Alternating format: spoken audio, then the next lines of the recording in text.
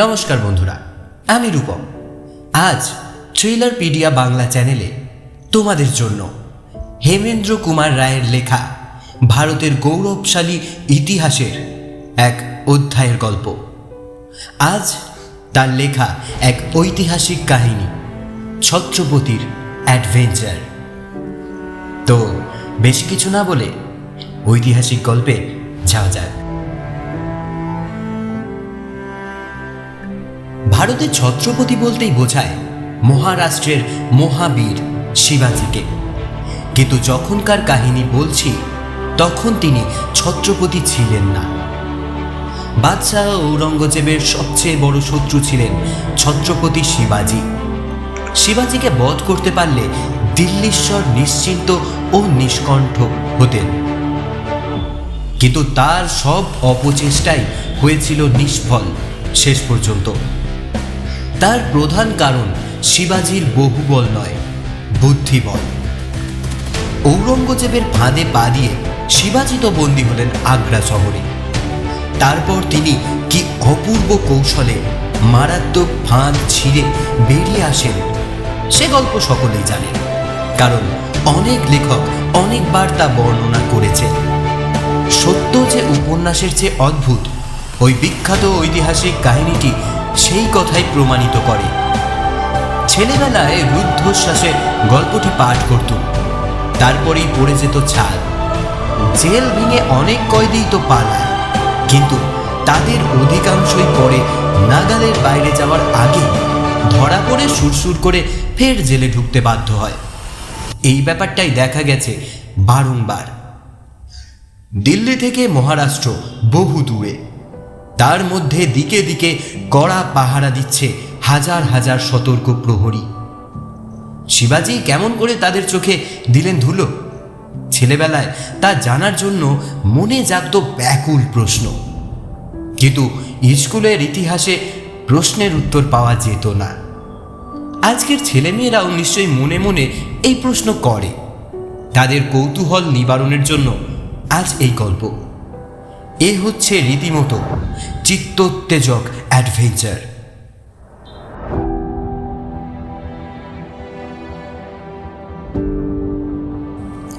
আগ্রা থেকে কয়েক মাইল দূরে এক বিজন অরণ্য।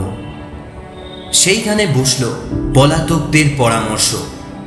অবশেষে স্থির হলো, পাছে ভারী দল দেখে লোকের সন্দেহ জাগে, তাই দলের অন্যান্য সকলে যাবেন একদিকে এবং শিবাজি তার বালক পুত্র শম্ভুজি ও 3 জন পদস্থ কর্মচারীকে নিয়ে যাত্রা করবেন অন্যদিকে। শিবাজি ও তার সঙ্গীরা সর্বাঙ্গে ছাই মেখে সাজলেন ভবঘুরে সন্ন্যাসী। তারপর অগ্রসর হলেন মথুরার পথে। ওদিকে আগ্রায় বন্দির ঘর শূন্য দেখে প্রহরীদের সর্দার ফুলাদ চাঁদ হন্তদন্ত হয়ে সম্রাটের কাছে গিয়ে কুন্নিস ঠুকে খবর দিলেন, যাবো না, শিবাজি রাজা যে নিজের ঘরে আটক ছিল, এ আমরা বারবার উঁকি মেরে সচক্ষে দেখেছি। তারপর আচমকা আমাদের চোখের সামনেই তিনি মিলিয়ে গেলেন। কোথায় কে জানে, তিনি পাখির মতো ফুরুত করে আকাশে উড়ে পালালেন, না মাটি ভুড়ে পাতালে ঢুকে গেলেন, না অন্য কোনো উপায়ে ভানুমতির খেল খেললেন, সেসব কিছু বোঝা গেল না। কিন্তু এ হেন গাঁজাখুরি গল্প বিশ্বাস করবেন ঔরঙ্গজেব? মোটেই সে পাত্র ছিলেন না তিনি। হই হই রব উঠল তখন। শিবাজির পলায়ন বার্তা নিয়ে দলে দলে দূত ব্যস্তভাবে ছুটে গেল দিকে দিকে। দাক্ষিণাত্যে যাওয়ার প্রত্যেক পথ আঁতলে সজাগ হয়ে রইল হাজার হাজার সেপাই শান্তি। কিন্তু চাতুর্যে শিবাজিকে ঠকাবে কে? তিনি মহারাষ্ট্রের বাসিন্দা, তার গন্তব্যপথ ভারতের দক্ষিণ দিকেই বটে। তবে সেদিকের পথের উপরে থাকবে প্রহরীদের সেন দৃষ্টি, সে বিষয়ে তার সন্দেহ ছিল না কিছুমাত্র। অতএব তিনি মাথা খাটিয়ে ধরলেন উত্তর ভারতের পথ। আগ্রা ছেড়ে ঘণ্টা 6 পরে পদব্রজে পৌঁছলেন গিয়ে মথুরায়। কেউ কিছু সন্দেহ করতে পারলে না, কিন্তু ছেলে মানুষ শম্ভুজি মথুরা পর্যন্ত গিয়ে পথশ্রমে একেবারে ভেঙে পড়ল। এও এক গুরুতর সমস্যা। অক্ষম ছেলের মুখ চেয়ে সেখানে অপেক্ষা করলে বাদশাহের গোয়েন্দাদের দৃষ্টি আকর্ষণ হয়ে যাবে এবং অক্ষম পুত্রকে সঙ্গে নিয়ে যাওয়ারও উপায় নেই। এখন মুশকিল আসন হয় কেমন করে? কিন্তু সৌভাগ্যক্রমে সেখানে ছিল শিবাজির 3 জন জানিত লোক। তাদের হাতেই পুত্রকে সমর্পণ করে আবার তিনি বেরিয়ে পড়লেন। ইতিমধ্যে শিবাজি গোঁফ দাড়ি কামিয়ে ফেলেছেন। পথে প্রচুর অর্থের প্রয়োজন, কিন্তু তা অতি গোপনে না নিয়ে গেলে চলবে না। অতএব তিনি হাতে নিলেন এমন এক মোটা লাঠি, ভিতরটা যার ফাঁপা, কিন্তু সেই শূন্যগর্ভ ষষ্ঠীর ভিতরটা পূর্ণ রইল বহু অমূল্য রত্ন ও স্বর্ণ মুদ্রায়। আরও কিছু ঐশ্বর্য লুকিয়ে রাখা হলো পাদুকার মধ্যে।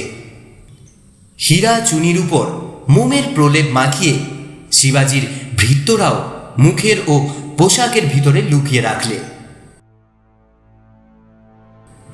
তারপর দিনের বেলায় বিশ্রাম ও রাতের অন্ধকারে পথ চলা। শিবাজির অনুচররা 3 দলে বিভক্ত হয়ে বৈরাগী, গোসাই ও উদাসী এই 3 শ্রেণীর সন্ন্যাসীর ভেক ধারণ করে পিছনে পিছনে চলল। সংখ্যায় ছিল তারা 50-60 জন। মাঝে মাঝে ছদ্মবেশ পরিবর্তনের প্রয়োজন হতো। পলাতকরা কখনো সাজতেন ভিক্ষাজীবী সাধু, কখনো বা নিম্ন শ্রেণীর সওদাগর। এক তীর্থক্ষেত্রে তাদের চিনতে পারত না। মথুরা ছেড়েও শিবাজি দেশমুখ হলেন না, চললেন পূর্ব দিকে। একে একে গেলেন এলাহাবাদ, বেনারস ও গয়াধামে। তাকে সাধারণ তীর্থযাত্রী ছাড়া আর কিছু বলে ভ্রম করবার উপায় রইল না। এসব অঞ্চলেও যথাসময়ে বাদশাহের ফরমাস এসেছে বটে, কিন্তু মহারাষ্ট্রের যাত্রীর আসবার কথা নয় পূর্ব ভারতের দিকে।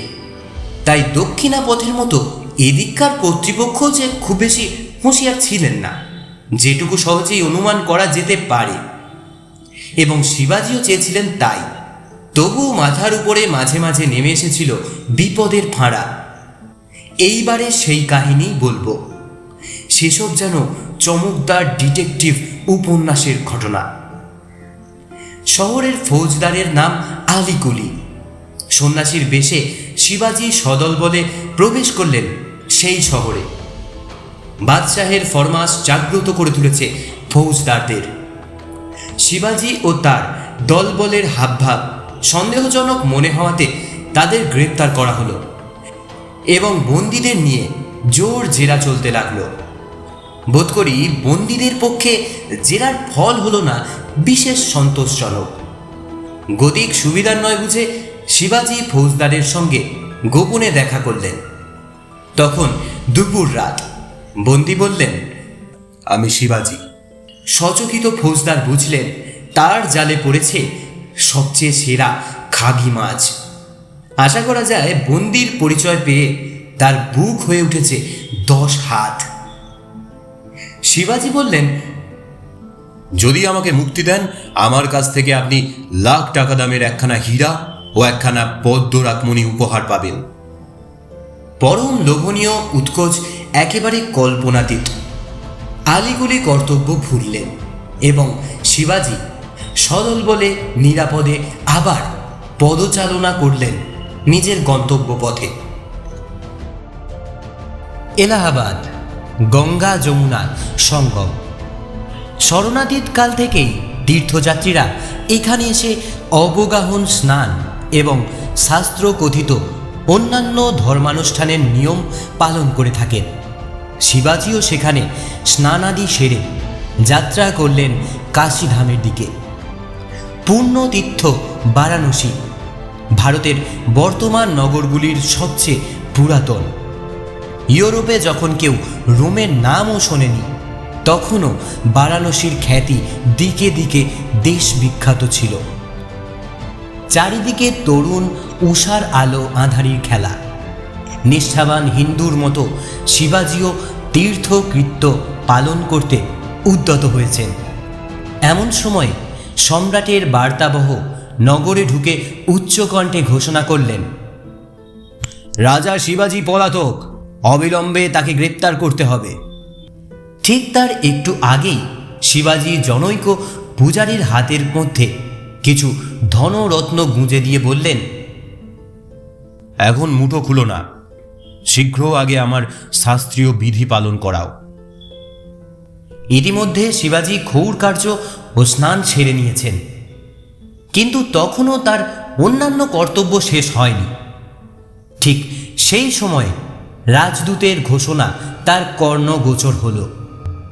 পুরোহিত ফিরে দেখলেন তার যজমান অদৃশ্য। হাতের মুঠো খুলে তিনি সবিস্ময়ে দেখলেন 9খানি রত্ন এবং কতকগুলি স্বর্ণ মুদ্রা। শিবাজির কাছ থেকে প্রাপ্ত এই দৌলতের প্রসাদে পুরোহিত পরে হয়েছিলেন প্রসাদোপন ভবনের অধিকারী। পূর্বে, আরও পূর্বে, দক্ষিণের যাত্রী চলেছেন আরও পূর্ব দিকে। ধূলি নিক্ষেপ করতে হবে বাদশাহের গুপ্তচরের ক্ষুধিত চক্ষে। কাশীধাম থেকে তারা খেয়ে শিবাজি ক্রোশের পর ক্রোশ পার হয়ে গেলেন দ্রুত পদে, অবশেষে গয়াধামে। সেখানে অর্ঘ্য নিবেদন করলেন বিষ্ণুর পাদপদ্মে। তারপরেই আছে বঙ্গদেশ। কিন্তু বঙ্গদেশ তীর্থের জন্য ভারত বিখ্যাত নয়, এবং সম্রাটের গোয়েন্দারাও দক্ষিণাপথে মিথ্যা ছুটোছুটি করে শ্রান্ত হয়ে এতদিনে শিবাজির আশা নিশ্চয়ই পরিত্যাগ করেছেন। আলেয়ার পিছনে ছোটারও মানে হয়, কারণ তাকে দেখা যায়, কিন্তু যে থাকে একেবারে চোখের আড়ালে তাকে পাত্তা পাওয়া যাবে কেমন করে? অতএব এইবারে এসেছে স্বদেশে প্রত্যাগমনের প্রশস্ত সুযোগ। শিবাজি এবারে অগ্রসর হলেন বিহার থেকে দক্ষিণ পশ্চিম দিকে। সুদূর পথ, ভারতের প্রায় এক প্রান্ত দেশ থেকে আর এক প্রান্ত। মাঝে পড়ে বিস্তর নদ নদী, দুস্তর প্রান্তর, দুশ্চর অরণ্য, দুর্লঙ্ঘ পর্বত, বিপজ্জনক জনপদ। পায়ে হেঁটে ক্রোশের পর ক্রোশ পার হতে হতে পা ওঠে টনটনিয়ে, গায়ে হয় ব্যথা। শিবাজি ছিলেন অশ্বপৃষ্ঠের ভ্রমণে অভ্যস্ত। পদব্রজে পথ অতিক্রম করতে তার আর ভালো লাগলো না। অতএব পথিমধ্যে এক জায়গায় দরদস্তুর করে তিনি একটি টাট্টু ঘোড়া কিনে ফেললেন। সঙ্গে রৌপ্য মুদ্রার অভাব, তাই তিনি জেব থেকে থলি বার করে অশ্ব ব্যবসায়ীর হাতে সমর্পণ করলেন কয়েকটি মোহর। অশ্ব ব্যবসায়ীর বিস্ময়ের সীমা রইল না। বলা বাহুল্য, তখন শিবাজির অদ্ভুত পলায়ন বার্তা ছড়িয়ে পড়েছিল সারা ভারতে। সে সচমকে বলে উঠল, একটা ছোট্ট টাট্টু ঘোড়ার জন্য আপনি এত বেশি দাম দিচ্ছেন? নিশ্চয়ই আপনি শিবাজি রাজা। ব্যবসায়ীর মুখ চটপট বন্ধ করবার জন্যে মোহর ভর্তি থলিটাই তার হাতে ফেলে দিয়ে শিবাজি তৎক্ষণাৎ ঘোড়া ছুটিয়ে সেখান থেকে সরে পড়লেন। গোদাবরী নদী তীরে এক গ্রাম। ছদ্মবেশী সন্ন্যাসীর দল সেখানকার কোনো চাষির বাড়িতে গিয়ে অতিথি হলেন। চাষির বুড়িমা দুঃখ করে বললেন, কি বলবো বাবা, সর্বস্ব গিয়েছে, আর কি আমাদের অতিথি সৎকার করবার সামর্থ্য আছে? কৌতূহলী শিবাজি শুধলেন, কেমন করে সর্বস্ব গেল মা? বুড়ি বললেন, শিবাজি ডাকাতের চোলা চামুণ্ডরা গোটা গাঁ লুট করে গেছে, আমাদেরও কিছু রেখে যায়নি। তারপর সে লুটেরাদের দলপতি শিবাজির উদ্দেশ্যে চোখা চোখা বাক্যবাণ বর্ষণ করতে লাগল। শিবাজি চেপে গেলেন তখনকার মতো, কিন্তু সেই কিষাণ পরিবারের নাম ও ঠিকানা মনে রাখতে ভুললেন না। পরে যথাসময়ে দেশে ফিরে তিনি সেই কৃষককে সপরিবারে নিজের কাছে তলব করে আনিয়েছিলেন। নিশ্চয়ই তারা এসেছিল খুব ভয়ে ভয়ে, কিন্তু বাড়ি ফিরেছিলেন ভারী হাসি মুখে, শিবাজির মঙ্গল কামনা করতে করতে। কেন, তাও কি আবার খুলে বলতে হবে? উত্তর পূর্ব পশ্চিম ঘুরে অবশেষে দক্ষিণে, রীতিমতো ভারত পরিক্রমা। দিগ্বিজয়ী রূপে নয়, মহাবীর হয়েও ভাগ্যহত, শত্রুভীত অভাগাজনের মতো শিবাজি আজ বৃহৎ ভারতের যে অংশের মাটি মারিয়ে স্বদেশে ফিরে এলেন, অদূর ভবিষ্যতে তারই সৃষ্ট সৈন্য সামন্তগঞ্জে সেই বিপুল ভূখণ্ডেরই দিকে দিকে গৈরিক পতাকা উড়িয়ে বিজয়োৎসবে প্রমত্ত করে উঠবে, একথা কেউ সেদিন কল্পনাতেও আনতে পারেনি। একান্ত অকালে পূর্ণ গৌরবের মাঝখানে অন্তিম নিঃশ্বাস ত্যাগ করবার আগেই মাত্র 33 বৎসরের মধ্যেই নিজের হাতে তিনি এমন এক দুর্ধর্ষ জাতি তৈরি করে দিয়ে গিয়েছিলেন, যার কাছে সকল গর্ব হারিয়ে সকাতরে করুণা ভিক্ষা করতে হয়েছিল একদা অপরাজেয় শক্তি গর্বিত মোঘল রাজবংশকেও। স্বর্ণ ও রত্ন খচিত ময়ূর সিংহাসনে আসীন হয়ে সেদিন যে আলমগীর ঘৃণার্হ শিবাজি মারাঠা ও সেই সঙ্গে সমগ্র হিন্দু জাতির উচ্ছেদ সাধনের জন্য প্রাণপণ চেষ্টা করে গিয়েছিলেন, পরে সেই আলমগীর নামেই পরিচিত দ্বিতীয় দিল্লীশ্বর মারাঠিদেরই আশ্রয় গ্রহণ করতে লজ্জিত হননি, এবং তখন তার মসনদ বলতে বোঝাতো কাঠে তৈরি এক নকল ময়ূর সিংহাসন। আবার তারও বছর 2 পরে ওই মারাঠিরাই গায়ের জোরে দখল করেছিল রাজধানী দিল্লি পর্যন্ত। কিন্তু সেসব হচ্ছে আরও কিছুকাল পরের কথা।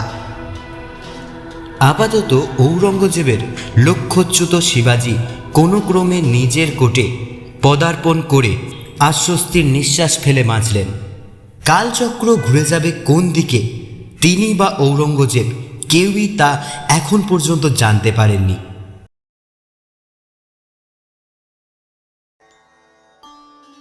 বীরধাত্রী রত্নপ্রসবিত্রী পুত্রগত প্রাণা জিজাবাই, নিজের হাতে মানুষের মতো মানুষ করা ছেলে আজ হিন্দু বিদ্বেষী কূটচক্রী নৃশংস ঔরঙ্গজেবের খপ্পরে গিয়ে পড়েছে। তাই শিবাজি জননীর জীবন হয়ে উঠেছে দুঃসহ দুঃস্বপ্নের মতো। একাকিনী বসে বসে তিনি নিজের দুর্ভাগ্যের কথা চিন্তা করছেন। এমন সময়ে দাঁড়িয়ে এসে খবর দিল একজন বৈরাগী তার সাক্ষাৎ প্রার্থনা করে। তিনি সম্মতি দিলেন। সন্ন্যাসীরা সামনে এসে দাঁড়ালো। একজন হাত তুলে তাকে আশীর্বাদ করল, কিন্তু আরেকজন এগিয়ে এসে লুটিয়ে পড়ল একেবারে তার পায়ের তলায়। জিজাবাই বিস্মিত ও তটস্থ। কোনো সন্ন্যাসী যে তার পায়ে লুটিয়ে পড়বে এবং তার পা ছুঁয়ে প্রণাম করবে, এ যে স্বপ্নাতীত, এ যে অমঙ্গলকর। তারপর সন্ন্যাসী মাথা রাখল একবারে তার কোলের ভিতরে এবং এক টানে খুলে ফেলল নিজের শিরস্ত্রাণ। মাথার একটা পরিচিত চিহ্ন দেখেই জিজাবাইয়ের বুঝতে দেরি হলো না যে তার কোলের ছেলেই আবার ফিরে এসেছে মায়ের কোলে। 2 হাতে তাকে জড়িয়ে ধরে তিনি আবেগকণ্ঠিত কণ্ঠে ডাকলেন, শিবা, শিবা, আমার শিবা। আদরে গোলে শিবাজি সাড়া দিলেন, মা, আমার মা।